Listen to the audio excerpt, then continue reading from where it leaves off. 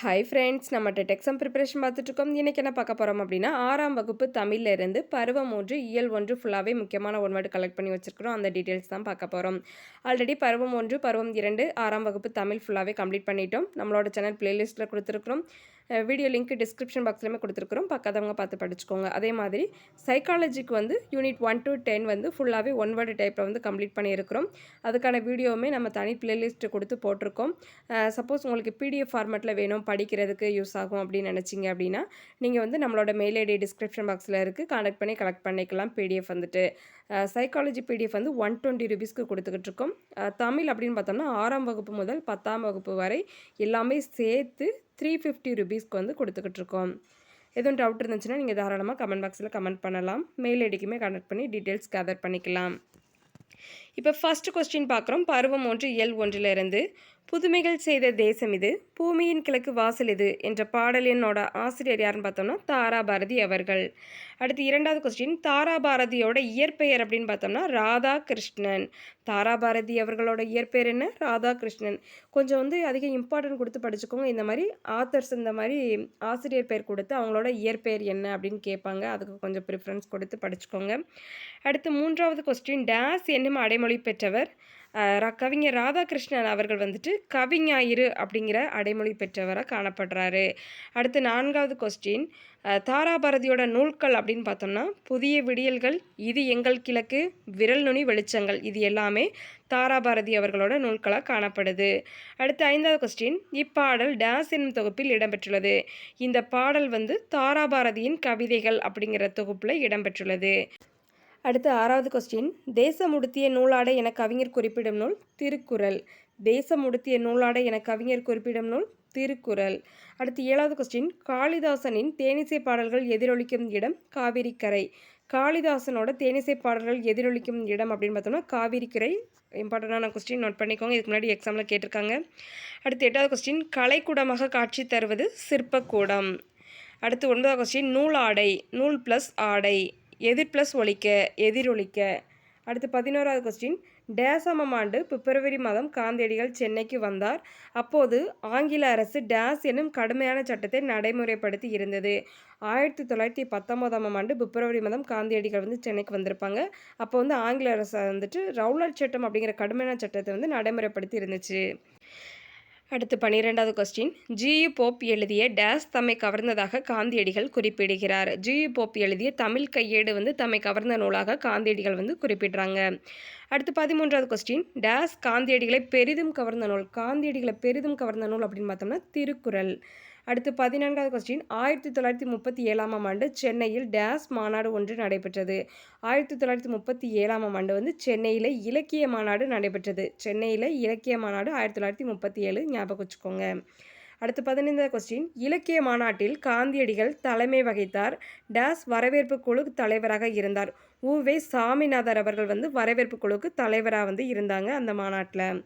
அடுத்து 16வது கொஸ்டின், இந்த பெரியவரின் அடிநிழலில் இருந்து தமிழ் கற்க வேண்டும் என்ற ஆவல் உண்டாகிறது என்று கூறியவர் காந்தியடிகள். இந்த பெரியவரோட அடிநிழலில் இருந்து தமிழ் கற்க வேண்டும் என்ற ஆவல் உண்டாகிறது என்று கூறியவர் காந்தியடிகள். அடுத்து 17வது கொஸ்டின், காந்தியடிகள் உடை அணிவதில் மாற்றத்தை ஏற்படுத்திய ஊர் மதுரை. காந்தியடிகள் உடை அணிவதில் மாற்றத்தை ஏற்படுத்திய ஊர் வந்து Madurai. Very very important, note பண்ணிக்கோங்க. அடுத்து வந்து பொறுத்துக பார்க்க போகிறோம். பொறுத்துக வந்து ஆல்ரெடி மேட்ச் பண்ணி வச்சுருக்கிறேன். இலக்கிய மாநாடு சென்னை. தமிழ்நாட்டு கவிஞர் பாரதியார். குற்றாலம் அருவி. தமிழ் கையேடு ஜியு போப்பு. அடுத்து 19வது கொஸ்டின், ராமநாதபுரத்தை ஆட்சி செய்த செல்லமுத்து மன்னரின் ஒரே மகள் வேலு நாச்சியார் அவங்க ஆவாங்க.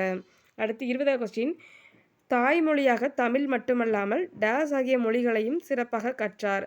வேலு நாச்சியார் அவர்கள் வந்து ஆங்கிலம், பிரெஞ்சு, உருது ஆகிய மொழிகளையும் சிறப்பாக கற்றார். அடுத்து 21வது கொஸ்டின், சிலம்பம், குதிரையேற்றம், வாட்போர், விற்பயிற்சி ஆகியவற்றை வந்து வேலு நாச்சியார் அவர்கள் முறையாக கற்று அது எல்லா கலைகளையுமே சிறந்து விளங்கினாங்க.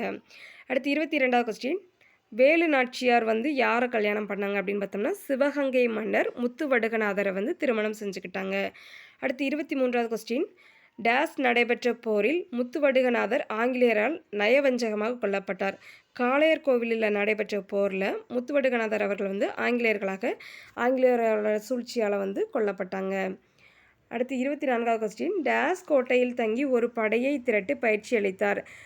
வேலு நாச்சியார் அவர்கள் வந்து திண்டுக்கல் கோட்டையில் தங்கி ஒரு படையை திரட்டி அவங்களுக்கு ஃபுல்லாக வந்து பயிற்சி அளித்தாங்க. அடுத்து 25வது கொஸ்டின், 8 ஆண்டுகளுக்கு பின் ஆலோசனை கூட்டம் ஒன்று நடந்து கொண்டிருந்தது.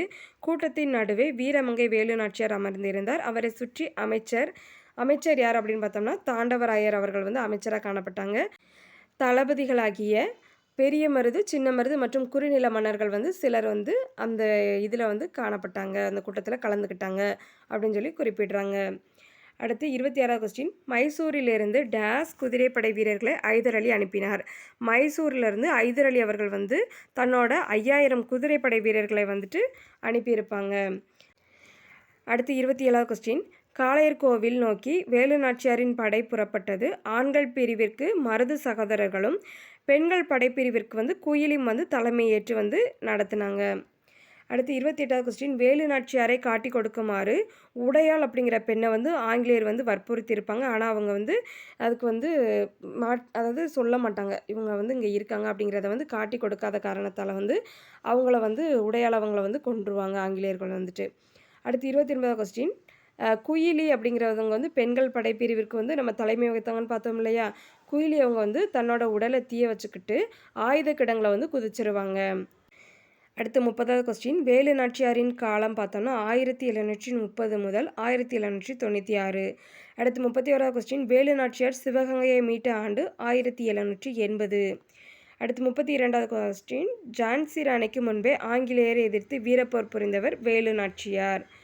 அடுத்து 33வது கொஸ்டின், இலக்கணம் பார்க்குறோம். இலக்கண அடிப்படையில் சொற்களை வந்து எத்தனை வகையாக பிரிக்கிறாங்க அப்படின்னு பார்த்தோம்னா இலக்கண அடிப்படையில் சொற்கள் வந்து 4 வகைப்படும். பெயர்ச்சொல், வினைச்சொல், இடைச்சொல், உரிச்சொல் அப்படின்னு சொல்லுவோம்.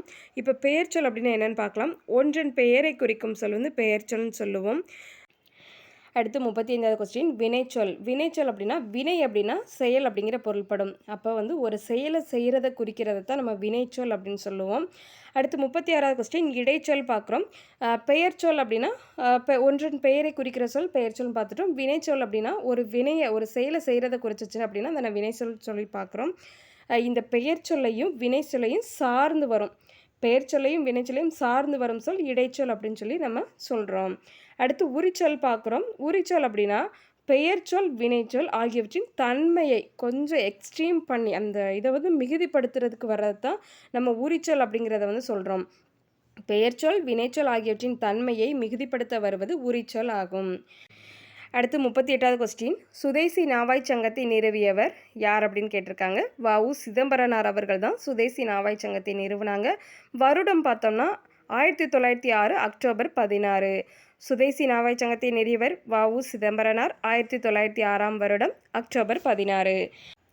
அடுத்து 39வது கொஸ்டின், வ.உ.சி அவர்கள் சென்னைக்கு செல்லும்போது பாரதியார் அவர்களை சந்திப்பதை வந்து வழக்கமாக வச்சுருந்தாங்க. எப்போவுமே சென்னைக்கு போனாங்க அப்படின்னு பார்த்தோம்னா பாரதியார் அவர்களை வந்து சந்தித்து கலந்துரையாடல் செய்வதை வந்து வழக்கமாக வச்சுருந்தாங்க. அடுத்து 40வது கொஸ்டின், வ.உ.சி அவர்கள் பாரதியார் பாடல்களை வந்து விரும்பி கேட்பார்கள் அப்படின்னு சொல்லி கொடுத்துருக்குறாங்க.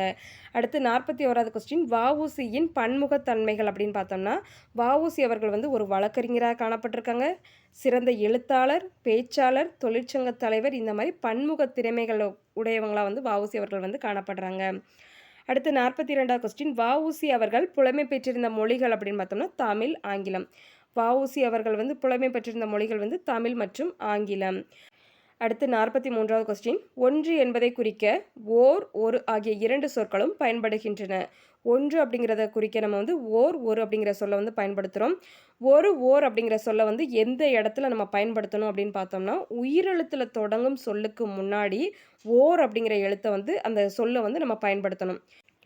44வது கொஸ்டின், உயிரெழுத்தில் தொடங்கும் சொல்லுக்கு முன் வந்து நம்ம ஓர் அப்படிங்கிற சொல்லை வந்து பயன்படுத்தணும். நோட் பண்ணிக்கோங்க, வெரி வெரி இம்பார்ட்டன்ட். உயிரெழுத்தில் தொடங்குற சொல்லுக்கு முன்னாடி ஓர் அப்படிங்கிறத வந்து பயன்படுத்தணும். அடுத்து உயிர்மெய் எழுத்தில் தொடங்கும் சொல்லுக்கு முன் வந்துட்டு ஒரு அப்படிங்கிற சொல்லை வந்து பயன்படுத்தணும். உயிர்மெய் எழுத்துனா ஒரு, உயிரெழுத்துனா ஓர். இப்போ வந்து 6ஆம் வகுப்பு தமிழில் பருவம் 3 இயல் 1 ஃபுல்லாகவே முடிச்சிட்டோம். எதுவும் டவுட் இருந்துச்சுன்னா கமெண்ட் பாக்ஸில் கமெண்ட் பண்ணுங்கள். நம்மளோட வீடியோ உங்களுக்கு யூஸ்ஃபுல்லாக இருந்துச்சுன்னா ஒரு லைக் கொடுத்துருங்க. நீங்கள் கொடுக்குற ஒவ்வொரு லைக்குமே எனக்கு அடுத்தடுத்து வீடியோ ரெஃபர் பண்ணுறதுக்கு ரொம்பவே மோட்டிவேட்டாக இருக்கும். நம்ம சேனலை சப்ஸ்கிரைப் பண்ணி வச்சுக்கோங்க. ஆல் அப்படிங்கிற பட்டனை கிளிக் பண்ணிக்கோங்க. அப்போ தான் நம்மளோட வீடியோஸ் எல்லாமே உங்களுக்கு உடனே ரீச் ஆகும். Thank you friends. All the best.